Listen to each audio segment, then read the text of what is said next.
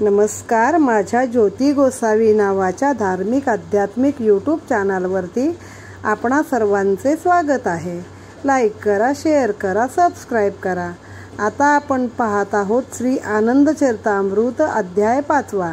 वक्रतुंड महाकाय सूर्यकोटी समप्रभ निर्विघ्नं कुरु मे देव सर्वकार्येषु सर्वदा.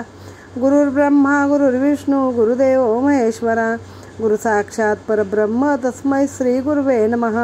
ब्रह्मानंदं परमसुखदं केवलं ज्ञानमूर्तिं द्वन्द्वातीतं गगनसदृशं तत्त्वमस्यादिलक्ष्यम् एकं नित्यं विमलमचलं सर्वभीसाक्षिभूतं भावातीतं त्रिगुणरहितं सद्गुरु त्वं नमामि. गुरु वाचुनी मोक्ष कोणा मिळाला म्हणून गुरु पाहिजे साधकाला. गुरुचे घराणे असावे समर्थ म्हणा नित्य जय जय रघुवीर समर्थ. सेवा करावी गुरुराज यांची चिंता हरावी सकळी मनाची. सांभाळ माझा बरवा करावा आनंद मूर्ती मनी आठवावा. नेनो निकोणी पुसतील मूळ कृष्णातिरी क्षेत्रची ब्रह्मनाळ. कृष्णा नवेदा उभया वाहती त्या संगमी वास आनंद मूर्ती. आता हा अध्याय लोड करताना माझ्याकडे श्री आनंदमूर्ती रघुनाथ स्वामींचे एकच छायाचित्र आहे. त्यामुळे मी सगळ्या गुरुमाऊलीचं तर सगळ्या गुरुमाऊलींची चित्र लोड करते. त्यामध्ये आपले साईबाबा आहेत, गजानन महाराज आहेत, अक्कलकोटचे स्वामी समर्थ आहेत, दत्तात्रय आहेत, आनंदमूर्ती आहेत. या सर्वांची चित्र म्हणजे सर्वच आपले गुरुमाऊली म्हणून मी लोड करते. ती जरूर बघावीत. श्री गणेशाय नमः. नरसिंह म्हणे बापा श्रवणेंद्रिय तुमची एक कृपा. वैभव पावले योजिता मापा पार नाही हो सर्वता. वाक माधुर्ये मनवेधले तव अंतःकरण तोषले. आता निरूपी वर्तले आनंदमूर्ती चरित्र. बापू दिनकर म्हणे ऐका गुरुकृपेचा योग देखा. गौण जरी सर्वा लोका मान्य होय बहुधा परी. कृष्णपुलीनाथ बाहे नगर तेथे कोणी एक द्विजवर. रामलिंग सेवा अहोरात्र पूजन भजन करतसे. बाहे म्हणजे बहे, मला वाटतं ते 11 मारुती आहेत ना श्री समर्थांचे, त्या मारुतीपैकी एक मारुती बह्याला आहे, ते हे बहेगाव. श्रीकृष्णाचे आराधन लघु रुद्राभिषेक शिवार्चन. प्रत्यही दृढनेम करून उटज करोनी बैसतसे. अंतरी शुद्ध संकल्प करोनी दृढ मंत्र ध्यान जप. 4 धाम आनंद रूप ध्यानस्थ बैसे कृष्णा तटी. 4 याम आनंद रूप. 4 याम म्हणजे 4 प्रहर. 4 याम बसे आनंद रूप ध्यानस्थ बसे कृष्णा तटी. सायंकाळी नैवेद्य पात्र करोनिया सिद्ध. कृष्णार्पणासीस आनंद प्रवाहा माझी संचरे. जळी अर्पण होते क्षणी प्रत्यक्ष येऊनी कृष्णावेणी. सव्य हस्त काढोनी नैवेद्य ग्रहण करतसे. प्रत्यही ऐसा चमत्कार होत असता क्षितीवर. अख्ख्या प्रगटोनी नारी नर दर्शना येती आवडी. सिद्ध होता सन्मान सांगावे नलगे हे कारण. गंगा कृपे तो ब्राह्मण मान्य झाला बहुतांपरी. ऐकोणी ऐसा वृत्तांत दर्शनाचा अंतरी हेत. आनंदमूर्ती ही उद्युक्त होते झाले सुश्रद्धे. करविरी श्री शंकर भारती मठी पौषात पुण्यतिथी. प्रतिवर्षी आनंदमूर्ती जावे हा नेम तयांचा. बहे क्षेत्रासा आधी जावे भक्तीने तपस्वी दर्शन घ्यावे. या हेतू आनंदमूर्ती स्वभावे कृष्ण तटाकी पातले. कृष्णातिरी अरण्यात मठी करून तपस्वी राहत. अति आवडी त्या स्थळात आनंदमूर्ती पातले. त्या समयी तो मुनी गुंफा कपाटे दृढ लावणी. जपास बैसलासे ध्यानी मौन धारणा धरियेली. अश्विनी रूढ आनंदमूर्ती वेगे उतरोनी निकट जाती. आश्रमवासिया प्रतिपुसती तपस्वी कोठे आहेत. येरी कथिले यथार्थ तपस्वी आहेत ध्यानस्थ. कारण सांगावे आमुते अंतरी त्वरित श्रुत करू. आनंदमूर्ती म्हणे स्वामी दर्शना उत्कंठित स्वामी. श्रुत करणे गुंफाधामी जाणे पुढे शीघ्र असे. येरी उटजद्वार उघडून करणी कथिले वर्तमान. तथापि अनादर करून सत्कार काही न केला. तपोहानी सकारण रजोगुण दुष्ट अभिमान. तपसिद्धी योगे करून पुढीला मानी तृणतुच्छ आनंदमूर्ती तये वेळा येऊनी आश्रमवासी या जवळा पुसले दर्शनाची वेळा असे की नसे सांगावी कोणी काही प्रतिउत्तर नेदून केला अनादार अद्वेष्टा निर्द्वंद्व साचार आनंदमूर्ती सत्वाथिला आदी सर्वाभूती नम्र मग त्या मठीस नमस्कार साष्टांग करोनी पाचवार अश्वारूढ मग झाले मग करविरा ते गेले मागे काही नवल जाहले अवधान देऊनी वाहिले चरतामृत सेविजे. श्री गणेशाय नमः. नरसिंह म्हणाले, बापा म्हणजे बापू दिनकर यांना बापा किंवा बापाजी म्हणत असत की तुमच्या मधुरवाणीने अंतःकरण तृप्त झाले, कान आणि मन तृप्त झाले. त्यांना म्हणजे श्रवणेंद्रियांना तुमच्या वाणीने वैभव प्राप्त झाले. तरी आता पुढील कथानक सांगावे. त्यावर बापू दिनकर पुढील कथा सांगू लागले. गुरुकृपेचा योग जरी इतर लोकांना गौण वाटत असला तरी तो अनेकांना मान्य असतो किंवा अनेकांना मान्य करावा लागतो. कृष्णाकाठी एक बहे नावाचे गाव आहे.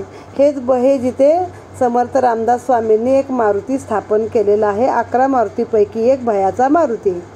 त्या गावचा कोणी एक ब्राह्मण, त्याचं नाव रामलिंग, हा अहोरात्र सेवा करत असे. भजन पूजन, श्रीकृष्णाचे आराधन, लघुरुद्राभिषेक, शिवार्चन असं रोज कीर्तन वगैरे असं कितीतरी गोष्टी हा करायचा. थोडक्यात राम कृष्ण शंकर सर्वच देवांची भक्ती करत होता. तिथेच त्याने एक कृष्णाकाठी झोपडी बांधून त्यात राहत होता. शुद्ध अंतःकरणाने मंत्रपठण आणि 4 प्रहर असं करायचं आणि मग सायंकाळी एक नैवेद्याचं पात्र भरायचं आणि कृष्णामाईला अर्पण करायचं. प्रवाहात नैवेद्य सोडल्याबरोबर प्रत्यक्ष कृष्णामाई आपला हात बाहेर काढून तो नैवेद्य हातावर घेऊन प्रत्यक्ष ग्रहण करत असे.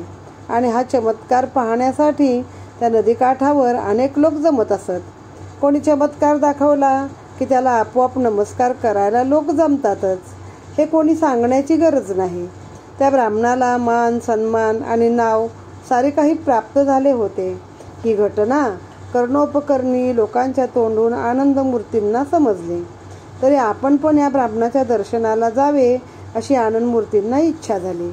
कोल्हापूर येथे श्री शंकर भारती यांच्या मठात पौषामध्ये पुण्यतिथीला महोत्सवाला आनंदमूर्ती दरवर्षी नित्यनेमाने जात असत.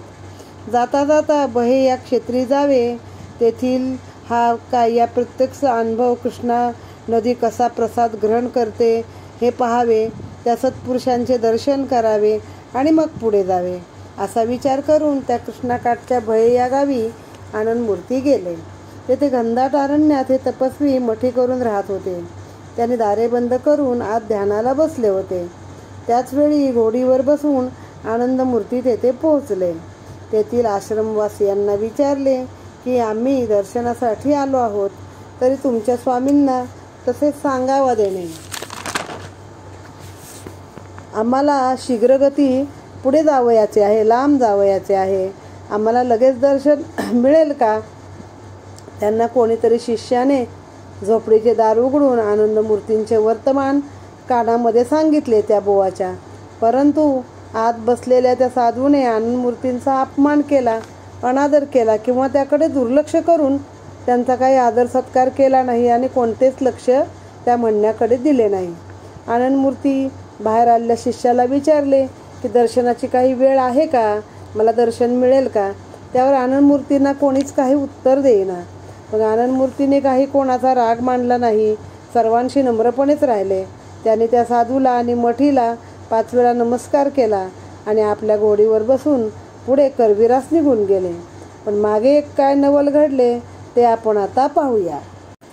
कृष्णातटी अनुष्ठानी तपस्वी ब्राह्मण सायांनी प्रत्ययी नेमेची परते दिनी नैवेद्य नेला कृष्णेस. नैवेद्य अर्पणाचे समयी हात बाहेर न निघे काही. बहुत वेळ ब्राह्मण तो पाही मार्ग वाट पाहता शिणला असे. मग नैवेद्य जळी सोडून मागे परतला संचित मन. निराहार तो ब्राह्मण निद्रा करी त्या दिनी. दृष्टांत कृष्णवेणी ते दिनी गोचर झाली येऊन. वेताटी करी घेऊन ताडण केले चेष्ट. निष्ठुर वचने धिक्कारिले देवळ पाडून आवार रचिले. कापडी यात्रास्थल उटिले, अन्नछत्र घातले त्या द्रव्ये. प्रासाद देवालय पाडून पवळी घातली काय पुण्य. गुरुभक्त अनादरून प्रतिष्ठा आपली मिरवीसी. श्रद्धायुक्त तव दर्शना, आनंदमूर्ती आले या स्थाना. दर्शन न होता जाना, अनादरे तयाद वडिले. हस्त गोचर होतो म्हणून गर्वेश लाग्यता मानून. सत्पुरुषांचा अवमान करता केवी साहिजेल. आजी कर दृष्टीन पडे, हे मानोनी साकडे. उपोषणाचा कोणाकडे भार घालू पाहसी. आहा मूर्खा काय केले, ज्योतिर्लिंग पायी लोटले. की चिंतामणी ते गोपणिले, हतभाग्या दुर्दया. आनंदमूर्ती परमसाधू, शुद्ध सात्विक अभेदू. उपमे शुक की प्रल्हादू, तुल्य प्रिया प्रियजो. गंगादी पुण्य नद्या आम्ही, साकार रूप त्याची धामी. सेवा करती मनोधर्मी, ऐसी योग्यता तयाची. त्याचा अपमान केविसा हो, तया 21 जन्म पहाओ. योगाभ्यासे जन्म निर्वाहो, होता आला आजवरी. या शब्दे विप्र खोचला, जागृत अवस्थेवरी आला. पश्चाताप भाऊ झाला, त्राहे म्हणोनी. शिष्यवर्गी समाचार झाला तो कथिला सविस्तर. सत्य प्रत्ययी तो विप्र, चित्ती अतिव्याकुळ. आहा वेळ ओखटी आली, दैवे सुरभी प्राप्त झाली. ओढाळ म्हणून पिटविली, रागे ताडून दूरवरी. मग तो ब्राह्मण प्रातःकाळी स्नान करून कृष्णाजळी. करवीर मार्गे ते वेळी नमस्कारीत निघाला. भूमीस साष्टांग प्रणिपात, घालित करवीर पंथे जात. त्याचे शिष्यवर्गे त्वरित, आनंदमूर्तीसी जाणविले. ऐकून धावले मूर्ती आनंद, पर उद्वेगाचा अंतरी खेद. निर्मत्सर निर्द्वंद्व, अत्यंत दुःखित. मन निमित्त ब्राह्मणा श्रम, केवी घडवी माझा राम. दुःखे पोळले अंतर्याम, पंथी धावले अतित्वरे. दुसरे दिवशी पडल्या गाठी, प्रेमालिंगने झाल्या भेटी. सबाई अभ्यंतरी मिठी, एकसरे पडियेली. आपले स्थळा तो ब्राह्मण, सह आनंदमूर्ती येऊन. श्रीकृष्णेत करोणी स्नान, पूजा जपनेम आसारिला. वेगे करुणी पाक निष्पत्ती, आसना बैसोनी आनंदमूर्ती. संत पूजा यथा निगुती, केली सर्व उपचारे. नैवेद्य घेऊन कृष्णे प्रती, निघाले सवे आनंदमूर्ती. प्रार्थुनी श्रीकृष्ण भागीरथी, षोडशोपचारे पूजियली. नैवेद्य नेताच प्रवाहात, गंगेतून निघाले 2 हस्त. सुबद्ध कंकण चुडे युक्त, दैदिप्यमान प्रगटले. आनंदमूर्तीनी देखिले, अंतर्याती विस्मित दाहले. निष्ठा पाहुणी संतोषले, म्हणती धन्य तपस्वी. नैवेद्य देऊन ते अवसरी, तुष्टला विप्रोत्तमांतरी. आनंदमूर्तीस बरोबरी घेऊन गेला गुंफेत. पंक्तीस भोजन सारले, 13 गुणी विडे दिदले. वचनी प्रिय गौरविले, राहविले त्रिरात्र. कर्ण विप्राचे समाधान, आनंदमूर्ती निघाले तेथून. सांगली क्षेत्रास येऊन, विश्रामिले चिरकाळ. दर्शन मिळत नाही म्हटल्यावरती आनंदमूर्तींच्या मठीला 5 वेळा नमस्कार करून, साधूच्या मठीला 5 वेळा नमस्कार करून आनंदमूर्ती घोडीवर बसून पुढे निघून गेले. पण मागे काय नवल घडले. नेहमीच्या नित्यनेमाप्रमाणे तो नैवेद्य घेऊन कृष्णापात्रात उतरला. पण यावेळी नैवेद्य घेण्यासाठी कृष्णामाईचे 2 हात वर आले नाहीत. ब्राह्मणाने बराच वेळ वाट पाहिली आणि शेवटी माघारी फिरला. पण मनाने दुःखित झाला आणि काही न खाता पिता निराहारेच उपवासी झोपला. त्यावेळी त्या साधूच्या किंवा त्या ब्राह्मणाच्या स्वप्नात प्रत्यक्षात कृष्णावेण्णी गेली. कृष्णामाई दिसली आणि हातात वेताची छडी घेऊन त्या ब्राह्मणाला यथोष्टित बडवून काढले आणि त्याला निष्ठुरपणे वागताडण केले. म्हणजे वाटेल तसं सुनावले. 2 खडे बोल त्याला खरे खोटे सुनावले. अरे मूर्खा, तू हे काय केलेस? देऊळ पाडून भिंती बांधल्या, प्रवाशांना व्यापाऱ्यांना लुटले आणि त्या पैशाने अन्न छत्र घातले. तसेच तू एका गुरुभक्ताचा अपमान केलास, अनादर केलास. त्यांच्यापुढे तू आपली प्रतिष्ठा मिरवलास. अरे तो आनंदमूर्ती मोठ्या श्रद्धेने तुझ्या दर्शनाला आला होता, पण तू त्याला न भेटता दौडून दिलेस. कृष्णेतून नैवेद्य घेण्यासाठी हात वर येतो म्हणून तुला गर्व झाला. पण सत्पुरुषाचा अपमान केल्यास हात का वर येतील? तो येणारच नाही. आणि मग आता निराहारी उपोषण करून तू कोणावरती भार घालू पाहतोस? कोणाला दोष देऊ पाहतोस? अरे हतभाग्या, अभाग्या, जसे काय ज्योतिर्लिंग पायी दवडलेस, ताडलेस, किंवा हाती आलेला चिंतामणी गोपणीत घालून फेकून दिलास. अरे तो आनंदमूर्ती परम साधू, शुद्ध सात्विक, जसे की शुकमुनी किंवा प्रल्हादासम असताना तू त्यांचा अव्हेर केलास. मी आणि गंगेसारख्या अनेक नद्या त्यांच्या मठात पाणी भरतो, अशी त्यांची योग्यता आहे. त्यांचा अपमान करणाऱ्याला पुढे 21 जन्म घ्यावे लागतील. तुझा आत्तापर्यंत योगा अभ्यासाने निर्वाह चालला. जागृत अवस्थेमध्ये आल्यावर त्या ब्राह्मणाला खूप पश्चाताप झाला आणि आपल्या शिष्यांना त्याने सगळा समाचार सांगितला. तो ब्राह्मण फार व्याकुळ झाला. तसा तो सत्यप्रिय होता. तो स्वतःलाच दूषणे देऊ लागला. आहा, मी मूर्खाने काय केले? वेळच माझी खराब होती. त्यामुळे देवाने मला साक्षात सुरभी पाठवली, पण मी करंट्याने तिला मारून हाकलून दिली. ओढाळ गाय आहे म्हणून पिटाळून लावली. असे म्हणून त्यांनी दुसऱ्या दिवशी कृष्णेत स्नान केले आणि रस्त्याने साष्टांग नमस्कार घालत किंवा लोटांगण घालत करवीरचा म्हणजेच कोल्हापूरच्या रस्त्याने, ज्या रस्त्याने आनंदमूर्ती गेले, त्यांच्या दर्शनाला हा साधू निघाला. त्यांच्या शिष्यवर्गाने ही गोष्ट आनंदमूर्तींना पुढे जाऊन सांगितली. आनंदमूर्तींचे हृदय कळवळले. ते पण रस्त्याने पुन्हा उलटे धावत सुटले की बाबा, माझ्यामुळे हा ब्राह्मण माझ्यामुळे स्वतःला आत्मक्लेश करून घेत आहे. दुसऱ्या दिवशी दोघांच्या गाठी पडल्या. मग ब्राह्मणाने त्यांना मिठी मारली, त्यांची क्षमा मागितली आणि आपल्या स्थानी आनंदमूर्तींना घेऊन आले वापस. दोघांनी मिळून कृष्ण स्नान केले, पूजा केली. शिष्यांनी स्वयंपाक करून नैवेद्य वाढला. आनंदमूर्तींना आसनावर बसून त्यांची यथासांग पूजा केली आणि आनंदमूर्तींबरोबर घेऊन दोघेजण नैवेद्य अर्पण करण्यासाठी गंगा पात्रात उतरले. तेथे कृष्ण भागीरथीची षोडशोपचारे पूजा केली, प्रार्थना केली आणि मग नैवेद्य अर्पण करताच नदीतून 2 हात वरती आले. त्या हातामध्ये चुडे आणि बांगड्या होत्या. ते तेजस्वी दैदिप्याचे 2 दिव्य हात आनंदमूर्तींनी पाहिले. ते मनात अतिशय आश्चर्यचकित झाले. हा तपस्वी ब्राह्मण धन्य धन्य आहे असे त्यास वाटले. मग आनंदमूर्तीस घेऊन आपल्या झोपडीत, आपल्या गुहेत घेऊन गेला. एका पंक्तीला दोघे बसले, जेवण केले, 13 गुणी विडे दिले. मग 3 रात्री आनंदमूर्तींना तिथे ठेवून घेतले. त्याने 3 रात्री तेथे राहिले आणि मग त्या विप्राचे समाधान करून ते सांगलीला गेले आणि बराच काळ त्यांनी सांगली येथे वास्तव्य केलेले आहे. ब्राह्मण वार्ता साक्षात्कार आनंदमूर्तीचाही प्रकार. ऐकोनी नारी नर विस्मय करती अंतरी. ऐका गुरु उपासक महिमा वर्णिता कधी न पवे सीमा. धर्म अर्थ मोक्ष कामा प्राप्त करी ही कथा. भाद्रपदी उत्सवानिमित्त आनंदमूर्ती देशवरात किल्ले पन्हाळा येथे गेले होते स्वइच्छे. रामचंद्रपंत अमात्य दरखदार मूर्धन्य तेथ परमसुज्ञ सद्भक्त त्यांचे ग्रही राहिले. मृदुंग खोड तत्संग्रही एक अतिउत्तम असे पाही. असज्ज म्हणून कोणी काही वादन न करोनी पाहिलेले. आता येथे त्याचा उपयोग नसे यास्तव हा मृदुंग. आनंदमूर्तीस देऊनी सांग कीर्तनी रंग भरावया. या हेतू तो पखवाज स्वामीस दिला कीर्तन व्याजा. मठी नेऊनी घाली जे साज तेथे उपयोगी हा असे. अवश्य म्हणून आनंदमूर्ती मृदुंग आणला सांगली प्रती. उत्तम सजवावा असे चित्ती बहुधा आले स्वामीच्या. भिवागुरव आमणापूरचा वार्षिकी मृदुंगी श्रीचे मठीचा. तया हाती मृदुंगाचा साज करविला पसंत. भाद्रपद शुद्ध पाडवा प्रारंभ झाला उत्सवा.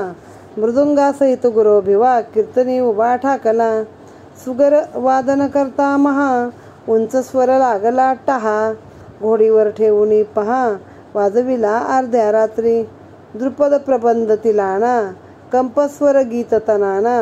मृदुंग मोहर उठती नाना कालू झिल्ल ज्यापरी. निवांत रात्री कीर्तनी मृदुंगाचा उठता ध्वनी. सुवाद्य नादहा करणी गेला कोशत्रयावरी. दिलेल खान दुराचारी यवन मिरजेचा अधिकारी. रात्री शयन बंगल्यावरी नादकर्णी झोंबला.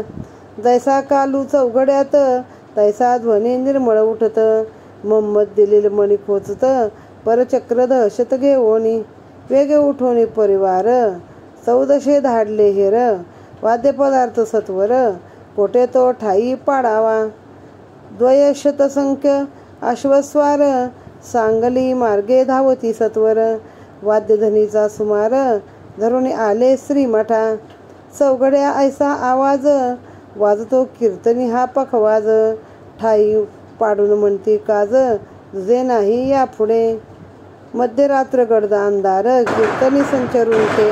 कीर्तनी संचरून ते अविंद, म्हणती कायसा गजर विशद, आम्हा प्रती सांगणे, हे कृत्य करविणार कोण, ठाई पाडावा यजमान, पुसता बोलले कोणी जन, आनंदमूर्ती जाणाते, आनंदमूर्ती ही आनंदात, बैसले होते श्रवणार्थ, येऊनी तया ते, कठीण हस्ते ओढले, हाकार माजला ते, कोठील कोण हे न कळे माते, निष्ठुर तदा स्वामी ते, मिरजेस न्यावया सिद्ध झाले, मिरजेस जाता उतावेळ, मठी निरोपिती श्री दयाळ, कीर्तन रंग हा प्रांजळ, स्वस्तपणे चालविणे, उदयिक श्रीचा मुख्य दिन, करविजे सांग विप्रभोजन, काही पडो न देता न्यून, उत्सव सांग संपादा, आम्ही निक्षेपे उदयिक येतो, आता तरी श्री इच्छे जातो, मग बोलोनी ऐसे मग तो, पंथधरी येला मिरजेचा, कोणी तदनुगत निघाले, तया ते स्वामींनी वर्जिले, तैसेच रात्र समयी गेले, मिरज गावी तातडी, यवन मुख्य दिलेलं खान, हेर सांगती वर्तमान, याची या धामी कीर्तन, मध्ये पखवाज वाजला, तो ध्वनी ऐकोनी स्पष्ट, मर्जी झाली क्रोधाविष्ट, ऐसा बंड करता धीट, कोणा आणा शीघ्रगती, त्यावरुनी आनंदमूर्ती, धरून आणले शीघ्रगती, आता शिक्षा यथा निगुती, आज्ञेवरुनी करिजेल, ऐसे ऐकून दिलेल खान, आनंदमूर्ती समोर आणवून, निष्ठुर शब्दे जरब देऊन, बोलला तेची व तसे, भिक्षुक वृत्ती वागविता, नाना परी बंडे करिता, आवाई घालूनी भेडसाविता, कोणाचा हुकुम वदाही, स्वामींनी यथार्थ कथिले, मत्सर आचार आम्हा न कळे, होता परी निरोपिले, परी ते न माने तयाते, आज्ञापिले स्वदूतासी, खोलीत नेऊनी कोंडावे यासी, पहारा मजबूत खोली पाशी, कुलप घालोनी खडे रहा, बुरुज खोलीत तये वेळे, श्री आनंदमूर्तीसी घातले, कुलप ठोकोनी हात दिदले, मोहम्मद दिलील खानाजवळी, दुसरे दिनी प्रातःकाळी, शहरातील विप्रमंडळी, वृत्त ऐकून यवनाजवळी, मुत्सद्दीही पातले, रथबदली करती यवनास, आनंदमूर्ती थोर सत्पुरुष, यांचा अपराध काही नसे, यासी दंड कासया. मागच्या कथेनुसार आनंदमूर्तींचा हा साक्षात्कार सगळीकडे पसरला की कृष्णेतून 2 हात आनंदमूर्ती रागावून गेले, तर आले नाहीत, आणि आनंदमूर्ती परत आल्यावरती ते 2 हात पुन्हा नैवेद्य घ्यायला वर आले. ऐकून लोकांना सगळे आश्चर्य आणि विस्मय वाटत होता. लोक त्यांच्या दर्शनाला येऊ लागले. गुरु उपासकाचा असा महिमा असतो जो तुम्हाला पुढे 4 पुरुषार्थ प्रदान करतो, म्हणजेच धर्म अर्थ काम मोक्ष हे 4 पुरुषार्थ देतो. आता दुसरी कथा पाहूया. भाद्रपद उत्सवाच्या निमित्ताने आनंदमूर्ती एकदा किल्ले पन्हाळा येथे गेले. रामचंद्र अमात्य तेथे मुख्य अधिकारी होते.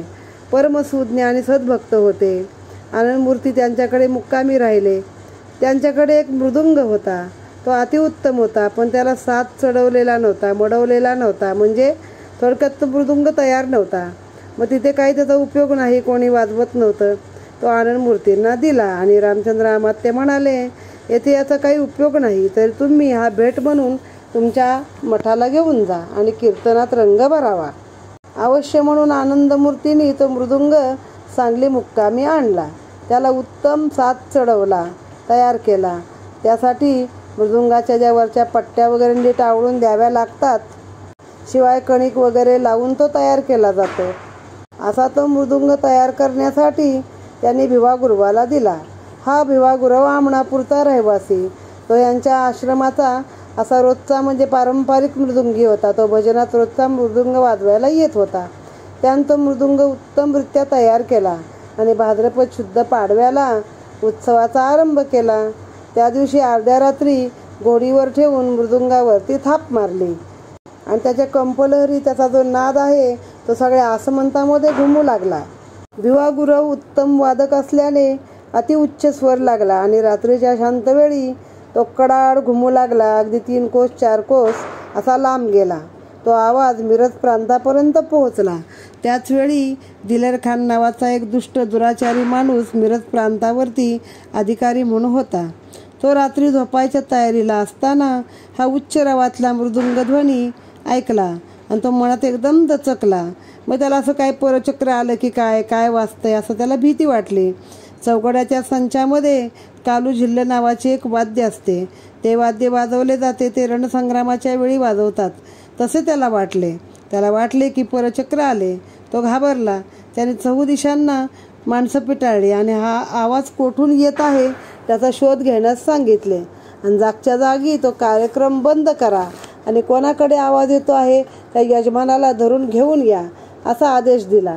त्याप्रमाणे 200 घोडेस्वार मिरज, सांगली परिसरात धावू लागले आणि आवाजाच्या रोखाने निघाले आणि श्रीमठामध्ये पोहोचले.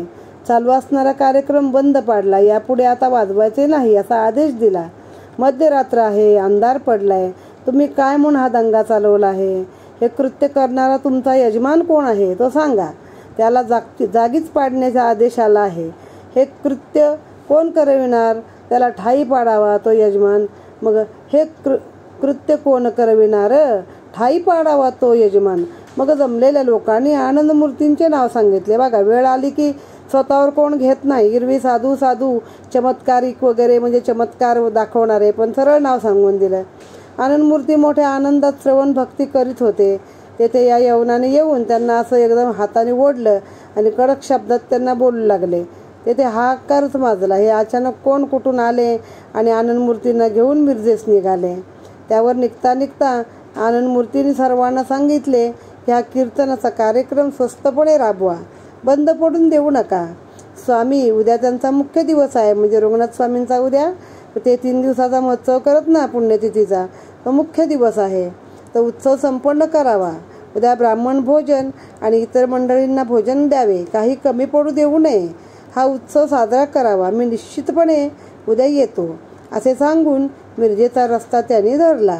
कोणी सोबत निघाले होते त्यांना नको म्हणून सांगितले आणि रातोरात मिरजेला गेले. तेथील यवन दिलेर खान हा मुख्य अधिकारी त्याचे पुढे आनंदमूर्तींना उभे केले आणि सांगितले की याच्याच घरामध्ये कार्यक्रम चालू होता. ते ऐकून दिलेर खानाला खूप राग आला. तो आनंदमूर्तीस वाटेल तसे निष्ठुर शब्दात बोलू लागला. स्वतःला गोसावी म्हणविता, भिक्षुक वृत्तीने वागता आणि त्याच्या आड नाना रीतीचे बंड करता, नानापरीचे बंड करता, रात्रीची आवई उठवून आम्हाला भेडसाविता, दचकविता, कोणाच्या हुकमाने हे असले उद्योग करता ते सांगा.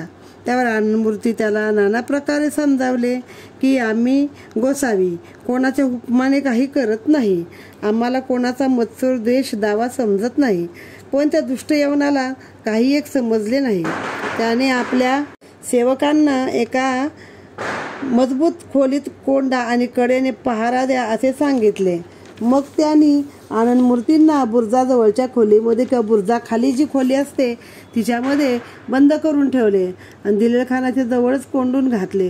दुसऱ्या दिवशी सकाळी ही बातमी सांगलीत पसरल्यावर शहरातली विप्रमंडळी दिलेर खानाला भेटायला आली आणि आनंदमूर्ती थोर पुरुष आहेत, त्यांचा काही एक अपराध नाही, तर तुम्ही त्यांना का शासन करता असे विचारले. जेव्हा दिलेर खानाने आनंदमूर्तींना बंद करून ठेवले कारागृहात ते सांगलीतल्या लोकांना कळलं तर ते सगळे ब्राह्मण आले आणि म्हणाले की त्यांचा काय अपराध आहे, त्यांच्या गुरूंची आज पुण्यतिथी आहे, त्यांची तुम्ही अप्रतिष्ठा करू नका. आजी त्यांची गुरुची पुण्यतिथी प्रतिवर्षाची अप्रतिष्ठान करी की जे तयाती मुक्तता शीघ्र करावी. येरे तिळ मात्र न मानो न बोल तसे जरब देऊ न कीर्तन न करी आजपासून ऐसा जामीन देई जे. स्वारीचा खर्च कोठे पाहावा हा त्याजकडील घ्यावा. हे न होता मुक्त व्हावा न होय ऐसे कालत्रयी. रथबदली करून सर्व थकले रविबिंबास्त माना गेले. रात्र होता नवल वर्तले ते परिसावे अद्भुत. स्नान नसे मग पानही नसे दुर्गट ओढविले ऐसे. आजी श्रीचा मुख्य दिवस, रामा संकट हारता तू. ऐसे चिंतून आनंदमूर्ती, नावे जो ध्यान करती. इतक्यात दयाळू गुरुमूर्ती, विप्रवेशे पातले. हाक मारून तयास, म्हणती चला सांगलीस. उत्सव समारंभ होता सुरस, साधू संत मिळाले. तुमची वाट सर्व पाहती, उत्कंठित झाले भेटी प्रती. या लागी त्वरित गती, चला वाहिले मज सवे. येरे पुसले तया लागी, घेतली काय परवानगी. तयाविण तुमचे संगी, येणे केवी घडेल. अपरात्रीची वेळ, किल्ले दरवाजे महामूर सकळ. खोलीत बाहेर अर्गळ, कुलपे कपाटे दृढ केली. स्वामी बोलले कैची अटक, दरवाजे मोकळे असती देख. निद्रापन्न सकळ लोक, किल्ली ना कुलपद्वारासी. व्यवधान नसे काही, सत्वर निघून बाहेर येई. हे परसोनी लवलाही, खोली बाहेर निघाले. श्री गुरु कृपा झाली अपूर्ण, दुर्लभ ते सुलभ होय जाण. वसुदेव देवकी लागून, ऐसा प्रसंग ओढविला. मुक्त करता श्री रघुनाथ, रक्षण करी अनंत हस्ते. दोकराचा मानव तेथे, काय निग्रह करू शके. क्षेमरूप आनंद योगी, श्री गुरु सवे सांगली लागी. येऊन पोचता कीर्तन रंगी, ब्रह्मानंद वसरला. फिरून पाहता तो ब्राह्मण, न दिसे झाला अदृश्यमान. सर्वी निश्चय केला जाण, की सर्वही करते स्वामीच. तयाविण ऐसे कार्य, कोण करू शके पाहे. सर्वही म्हणते त्राहे त्राहे, संकट हरणा श्रीरामा. आनंदमूर्ती आनंद रूप, स्नान संध्या सारोनी जप. पंगती घेऊन संत अमुप, भोजन प्रसाद संपादिला. रात्री कीर्तनाचा गजर, तिसरे दिनी उठून सत्वर. गोपाळकाला यथा प्रकार, ललित प्रसाद संपादिला. इकडे किल्ल्यात दिलेलं खान, चित्ती विचार करी जाण. 2 दिवस ब्राह्मण खोलीत कोंडून ठेवला. त्याची अवस्था काय झाली, नकळे उघडून पाहावे खोली.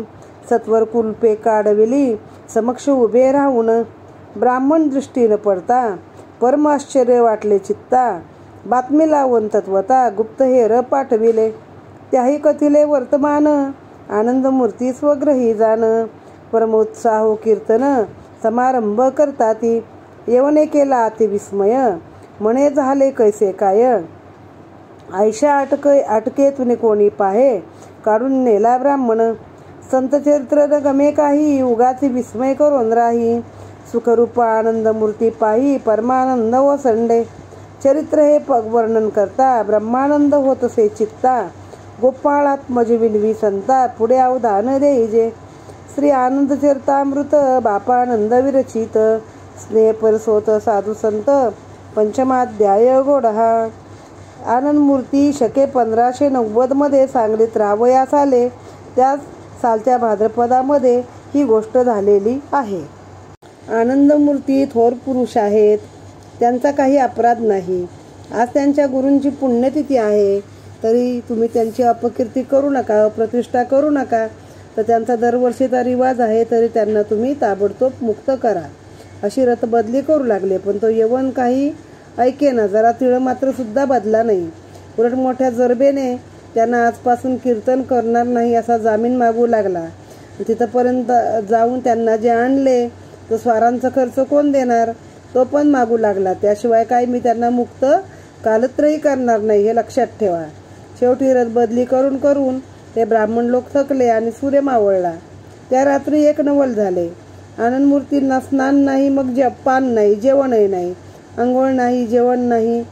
मग ते आपले उपवासीच रामरायाचा धावा करू लागले की आज माझ्या गुरुमाऊलीचा मुख्य दिवस आहे आणि मी येथे अडकून पडलोय. रामराया, काय ही दुर्घट वेळ आणलीस? आता यातून तूच असा दयाळूपणा दाखव आणि मुक्त कर. आणि असे चिंतेत असताना दयाळू गुरुमूर्ती रघुनाथ स्वामी ब्राह्मण वेश धरून तिथे आले आणि आनंदमूर्तींना हाक मारून सोबत येण्याविषयी सांगू लागले. अहो, सांगलीला चलावे, तेथे मोठा उत्सव चालू आहे. अनेक साधू संत जमले आहेत. सगळेजण तुमचीच वाट पाहत आहेत. तुमच्या भेटीसाठी सारे उत्कंठित झाले आहेत. तरी आपण ताबडतोब माझ्या सोबत चलावे. त्यावरती आनंदमूर्ती त्या विप्रास पुसू लागले की तुम्ही काही परवानगी घेतली का? त्याशिवाय तुमच्यासोबत कसा येणार मी? रात्रीची वेळ आहे, दरवाजे कड्या कुलपे करून घट्ट बंद आहे, अरगळा म्हणजे अडसर लावला आहे दरवाजाला, पहारे आहेत. तो विप्र म्हणाला, अरे कसला अटकाव, बाहेर येऊन बघ तरी, दरवाजे उघडे आहेत, किल्ली कुलूप काही नाही, सगळे लोक झोपलेले आहेत, आता कोणताच अडथळा नाही, तरी त्वरित बाहेर ये. मग आनंदमूर्ती ताबडतोब त्या खोलीच्या बाहेर आले. श्री गुरुची कृपा झाल्यावरती काय अशक्य आहे? ज्या प्रतिकूल गोष्टी आहेत त्या देखील वेळेला त्या अनुकूल होतात, दुर्लभ आहेत त्या सुलभ होऊन जातात. हाच प्रसंग वसुदेव देवकीच्या बाबतीत घडला होता. जेथे मुक्त करता श्री रघुनाथ आहे, तो अनंत हाताने तुमचे रक्षण करतो. तेथे 2 हातांचा मानव काय करणार? मग अशा रीतीने आनंदमूर्ती गुरूंसमवेत क्षेमकुशल सांगलीस येऊन पोहोचले. ते पोचताच उत्सवाला अजून रंग भरला, आनंद ओसंडून वाहू लागला. सगळ्या तिथे जमलेल्या मंडळींना आनंद झाला. मागे वळून पाहिले तर तो ब्राह्मण अदृश्य झाला, तो काही कुठे आसपास आढळलाच नाही. मग सर्वजणांच्या मनात हेच समजले की तो विप्र म्हणजे रघुनाथ स्वामीच होत. याचे करते करविते स्वामीच आहेत. त्यांच्याविन हे कार्य असे कोणी करू शकणार नाही. मग सर्वांनी त्राहे म्हणजे त्राहिमाम संकटहारण कर, रक्षण कर अशी श्रीरामाला प्रार्थना केली आणि अनेक संत मंडळी पंगतीला बसून 3 दिवसाचा उत्सव पूर्ण केला. रात्री कीर्तनाचा गजर केला, ललित केले, गोपाळकाला करून महोत्सव संपवला. इकडे किल्ल्यामध्ये 2 दिवसानंतर कोंडून ठेवलेल्या ब्राह्मणाची काय परिस्थिती झाली ते पाहावे म्हणून त्या खोलीचे कुलूप उघडून बघितले तर आत कोणीच नाही, खोली रिकामी. प्रत्यक्ष बलोल त्या दिलेल खानाकडेच किल्ली होती ना, त्याने स्वतः उभं राहून ते उघडायला लावले. ब्राह्मण कुठे गेला, काय गेला काही कळेना. त्याची चौकशी करण्यासाठी गुप्तहेर पाठविले. मग त्याने शोध काढून येऊन सांगितले की आनंदमूर्ती त्यांच्या स्वगृही आहेत, आनंदात आहेत आणि उत्साहाने कीर्तन समारंभ करत आहेत. मग त्या यवनाला या गोष्टीचा अति विस्मय वाटला, भीती पण वाटली. जीवाला भीती वाटल्याशिवाय हे भित्रे बाकीची ॲक्शन घेत नाही, कारण बाबा हा माणूस इथून गुप्त होऊ शकला तर हा उद्या गुप्त होऊन इकडे येईल, माझं काय पण करल, ही मनात भीती पण होती. हे काय झाले, कसे झाले, यांना अटकेतून बंद खोलीतून कोणी काढून नेले, शेवटी संत चरित्र काही समजणार नाही असा विचार करून तो गप्प बसला. सुखरूप आनंदमूर्ती पाही परमानंद ओसंडे, म्हणजे आनंदमूर्ती आपल्या घरी सुखरूप होते. गोपाळात्मज म्हणजे गोपाळांचा पुत्र बापानंद म्हणजे ही कथा सांगताना म्हणाला, मला देखील अतिशय आनंद होत आहे. तरी संत श्रोत्या मंडळीने लक्ष देऊन पुढील कथा ऐकावी. अशा रीतीने येथे आनंद चरित्राचा 5वा अध्याय समाप्त. श्री रघुनाथार्पण नमस्तु. श्री आनंदमूर्ती रघुनाथ स्वामी नमो नमः. श्री सच्चिदानंद सद्गुरु साईनाथ महाराज की जय. श्री गजानन महाराज की जय. श्री अक्कलकोटचे स्वामी समर्थ महाराज की जय. सर्व गुरूंना नमस्कार असो.